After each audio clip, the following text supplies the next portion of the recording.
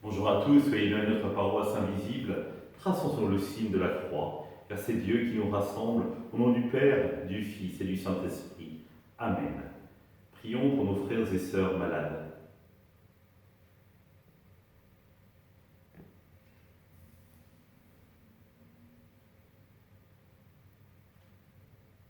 Prions pour les soignants et tous ceux qui œuvrent pour le bien commun.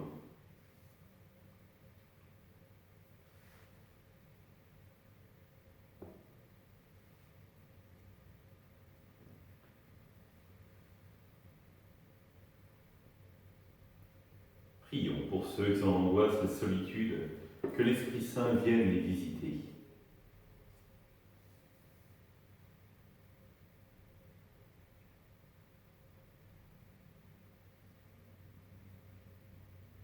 Et pour manifester notre communion, je vais maintenant allumer cette bougie au cierge pascal.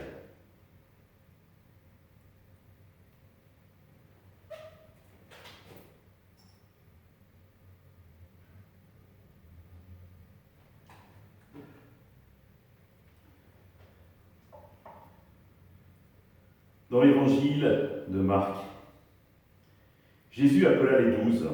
Alors il commença à les envoyer en mission deux par deux.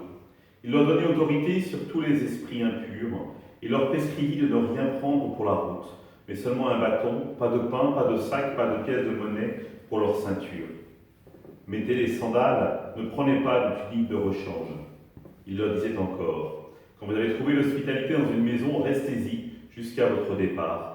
Dans une localité où on refuse de vous accueillir et de vous écouter, partez et secouez la poussière de vos pieds. Ce sera pour eux un témoignage. Ils partirent et proclamèrent qu'il fallait se convertir. Ils expulsaient beaucoup de démons, faisaient des onctions d'huile à de nombreux malades et les guérissaient. Acclamons la parole de Dieu, louange à toi, Seigneur Jésus. Nous sommes au chapitre 6 de l'évangile de Marc, et rappelez-vous, dans les premiers chapitres, nous voyons Jésus appeler ses disciples, les uns après les autres, pour vivre avec lui, pour voir comment il agit. Et là, un appel plus particulier arrive, un appel pour être envoyé. Et là, pour les disciples, ça a dû faire oups. Comment faire sans Jésus? Comment être capable de témoigner du royaume sans qu'il soit véritablement présent? Ce qui est intéressant, c'est que Jésus ne les envoie pas seuls. Il les envoie deux par deux, pour bien montrer que c'est en communauté que le témoignage envers Jésus se fait. Et il ne se fait pas dans la puissance, mais il se fait dans la faiblesse, dans la vulnérabilité, dans la disponibilité à l'autre ou aux autres. Le fait d'être libéré de toute contrainte matérielle empêche que ce soit, permet que ce soit les apôtres qui deviennent mendiants de la rencontre.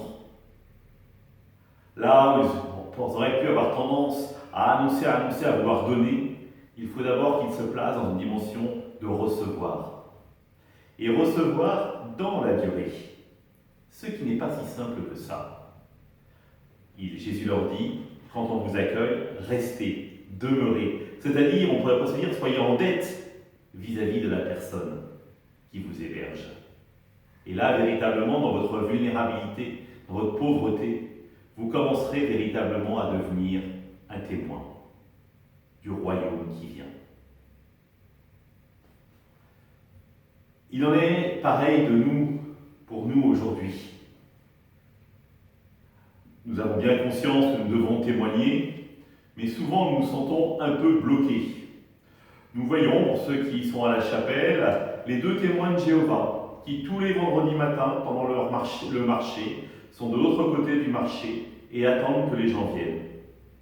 Ils sont deux, et ils mettent ainsi la parole de Dieu en acte.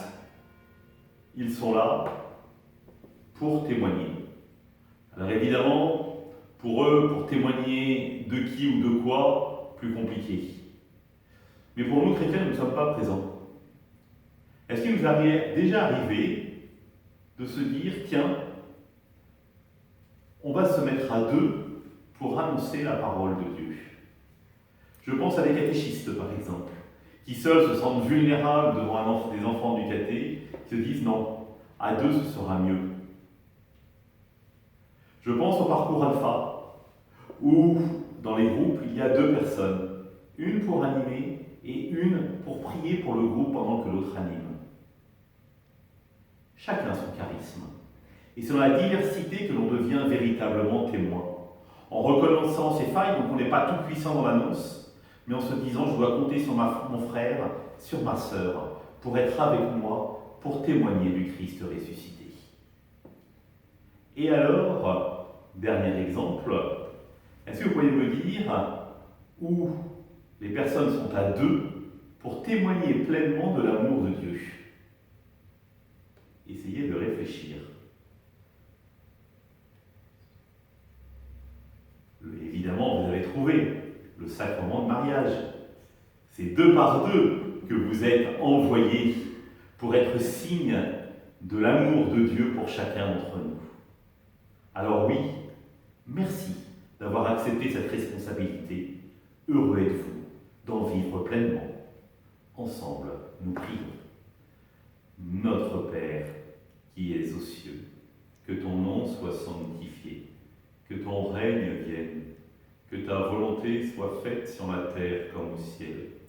Donne-nous aujourd'hui notre pain de ce jour. Pardonne-nous nos offenses, comme nous pardonnons aussi à ceux qui nous ont offensés. Ne nous laisse pas entrer en tentation, mais délivre-nous du mal. Amen. Que le Seigneur nous bénisse, nous accompagne notre journée, nous garde dans la paix. Au nom du Père, du Fils et du Saint-Esprit. Amen.